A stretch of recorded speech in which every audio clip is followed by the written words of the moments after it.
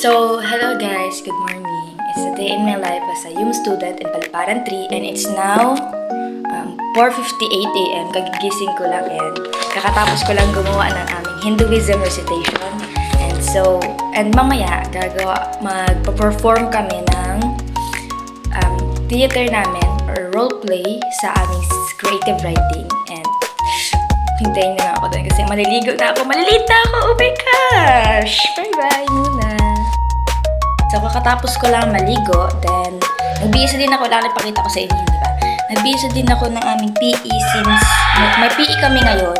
Tapos mamaya, mapapalit ako ng uniform para sa class picture taking namin. Then mamaya, magpapalit ulit ako para sa aming roleplay na kagaya sinabi ko sa inyo kanina.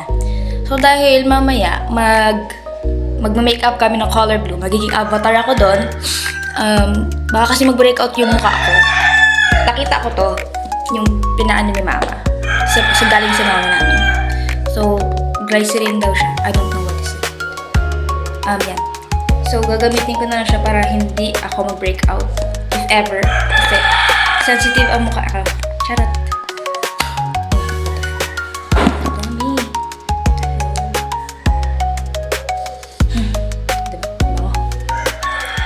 And, kasi ito, alam ko, moisturizer daw to eh. Just so you know. Okay.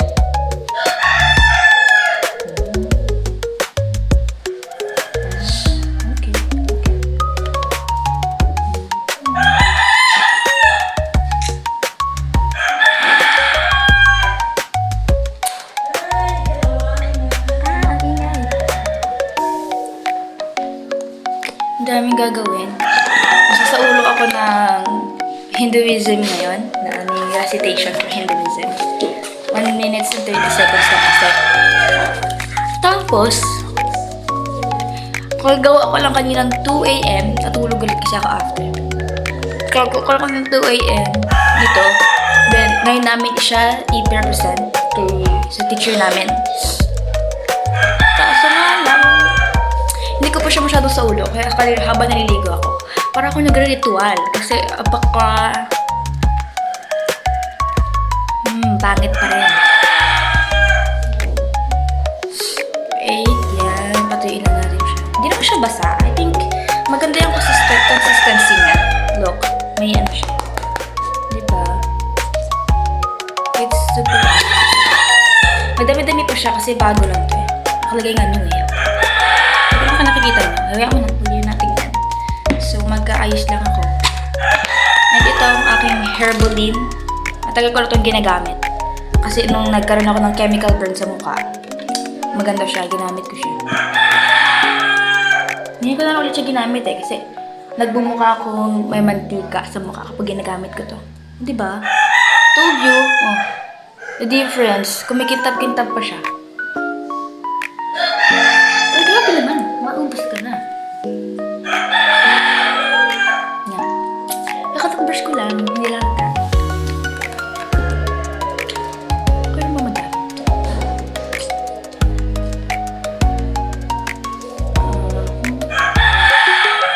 So, papasok ko din ako. Anong oras na din naman eh. After ko lang mag-prepare. Bit-bit na nga din ako na magagamitin namin sa props na laruan. Nilagay ko dun. So, wala. Madaming gagawin, so bear with me na lang. Hindi ko sure.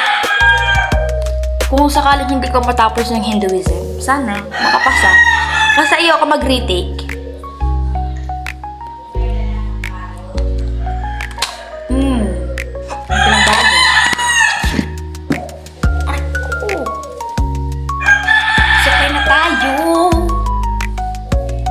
Parang siyang get ready with me, but it's not. It's a day in my life, so isasama ko na lang sa inyo kung paano ako mag-ready for school. I usually don't use this since hindi naman ako masyadong... Nagtatamad ako sa ganito. Yung mga sa mukha, pababot sa mukha. But since gagamitan kasi ako ng face paint mamaya, so it's, pang moisturize lang, baka kasi mag-breakout ako. Mahirap na. Paano ako maglalaban sa hiralan? So soft. First time ka. Ang pangit na. So, yeah. Ay, look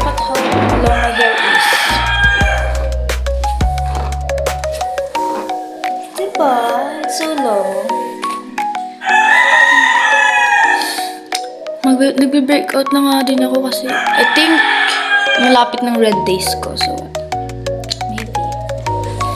Mamaya na lang. Nag-ano ako.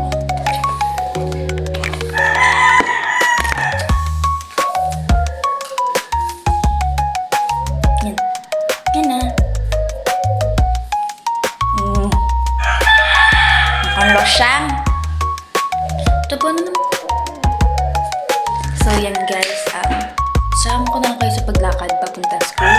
Pero magre-ready muna ako. Mag-kain muna ako. So, bye! Kami na muna. Fully ready for school na. Ang ginawa ko na lang. Naglagay ako nito. Like, it's maganda ha. It's from my mama. From Jordan. It's so pretty kasi. And moisturizer din siya ng lips daw eh. Pero ko na ginagamit to actually. Ever since dumating siya. I've been using this and it's very good. Very good! Charot! Then, yun lang. Yun na ginagamit ko. Hindi ako masyadong nag-makeup kasi baka sensitive kasi yung mukha ko. Baka kasi mag-breakout ako. Kasi tulad yung sinabi ko sa inyo kanina. So, mag-ready na ako. Ilalabas ko lang mga gamit.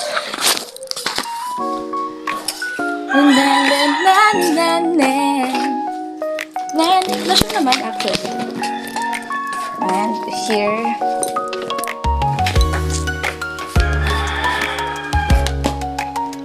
Ate, hello. Hello. Ate. Kasama ka dapat. Okay lang yan. Nakita ka ba? I don't know eh.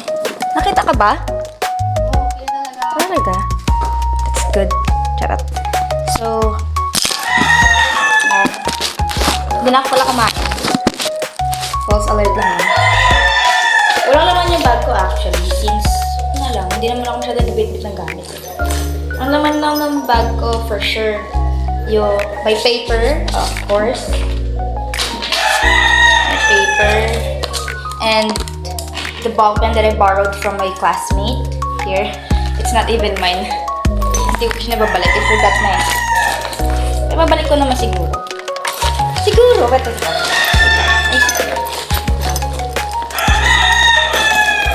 Ayun yung pumasok kasi maliit yung bag ko. See? See how small that is?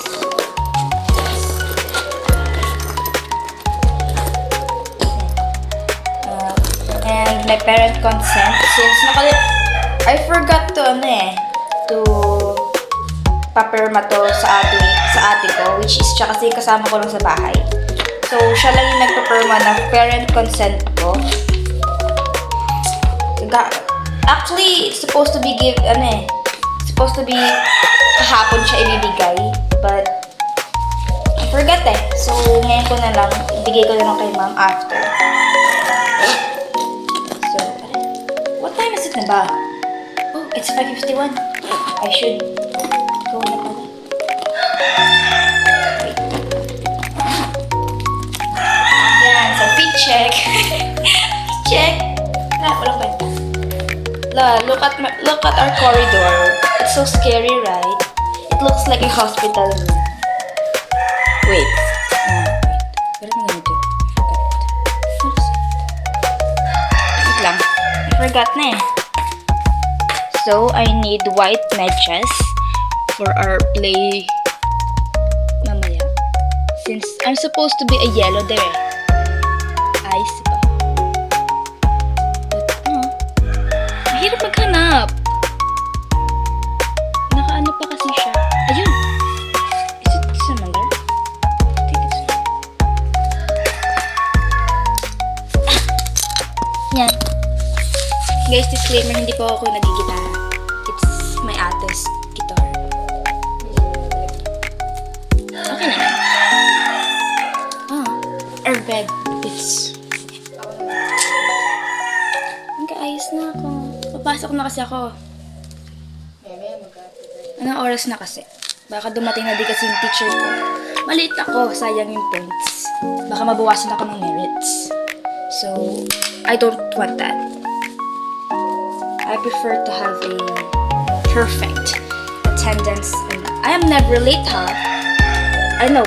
I think I've been late before, but only 2 or 3 times. I forgot eh. But I'm not usually late. So, since I'm close, yung bahay ko lang, it's near my school. Actually, very near lang siya. So, sama ko na lang kayo para aware kayo kung saan. Actually, yung hagdan niya namin so steep eh. Our stair is very steep. So, we should be careful. So, I'm very careful when going down. Going down on the bridge. What the hell? Oh, sorry. So, wait. Where's my bag? Okay. Ate yung sinabi ko sa inyo kanina. I'm gonna go na ha? And don't forget, go to send. Magpaklinik ka. Send mo sa akin yung Okay, good. Ay, hala! Ribbon sa hair. Makalangan yun. Ay, basta black. This ribbon is not mine. It's from my friend, my best friend, brother. Hindi niya na nabalik yung ribbon ko, so hindi ko na din nabalik yung ribbon niya. Palitan kami. Basically. So, I should go to school na. Actually, this is, lahat ng mga props na dumipitin ko and yung gagamitin ko mamaya sa road day namin. Look at our bago. It's so chic and bougie. Aww, niche. I don't know what is it, but I think it's a perfume store in Jordan, I suppose. I'm not gonna use this naman, so just put it here. If ever na gagamitin ko siya, edi well. Let's go na. Ate! Mag-aalis na ako. Bye-bye. Don't forget, ha? Look at her. What the shit? I almost died. Wait, I think I forgot something. Huh?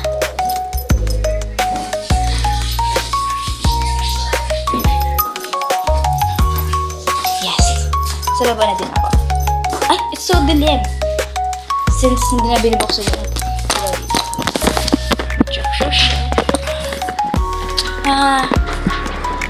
let's get for school. So, mamaya, itatag ko yung video. Since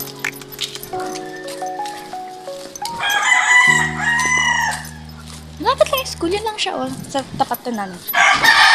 Mabilis lang, okay lang sa akin. Aalis ako ng mga 5:54 kasi pasok namin 6. 5:56. Mabilis lang naman. Hi, chickens!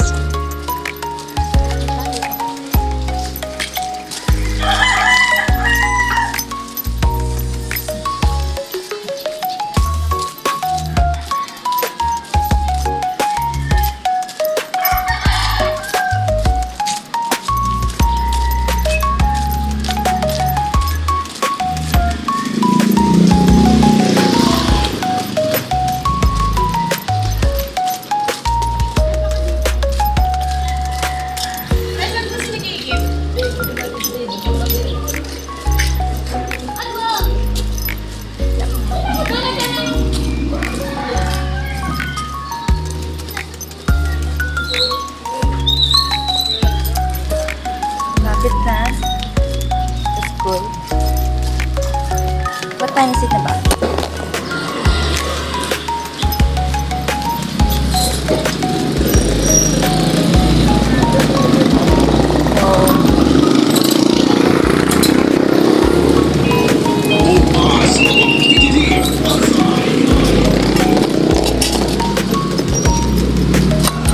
Get my cards checked. It's mandatory here. So hassle naman. Bye-bye muna.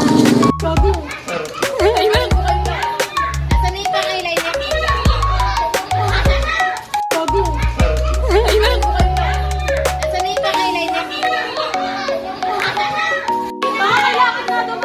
Ano, taas mo yung mukha mo. Ay mo, ano mo?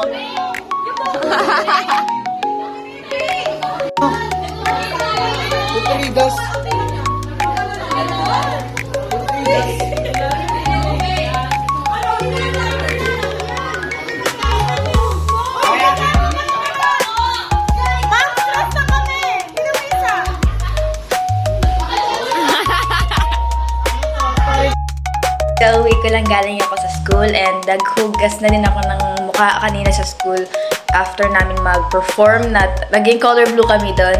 So, ang nangyayari niyan, magagawa lang ako ng assignment, kakain lang ako. Then after nun, end na siya kasi pagod na ako. Gusto ko ng pahinga kasi marami kami ginawa ngayon and I think I deserve. Huy! Nanggaling pa kasi ako sa practice namin nung nag-practice kami ng nag-practice kami sa MTech. So yun, napagod talaga ako kasi pag uwi ko ng bahay nun, umalis agad ako kasi nag-practice pa kami. So, and tapos na ako dito. Goodbye! Kauwi ko lang galing ako sa school and naghugas na din ako ng mukha kanina sa school after namin mag-perform na naging color blue kami doon. So, ang nangyayari niyan, magagawa lang ako ng assignment, kakain lang ako. Then after nun, end na siya kasi pagod na ako. Gusto ko ng pahinga kasi marami kami ginawa ngayon and I think I deserve. Huy! Nanggaling pa kasi ako sa practice namin nung nag-practice kami ng nag-practice kami sa MTech. So yun, napagod talaga ako kasi pag uwi ko ng bahay nun, umalis agad ako kasi nag-practice pa kami. So, and tapos na ako dito. Goodbye!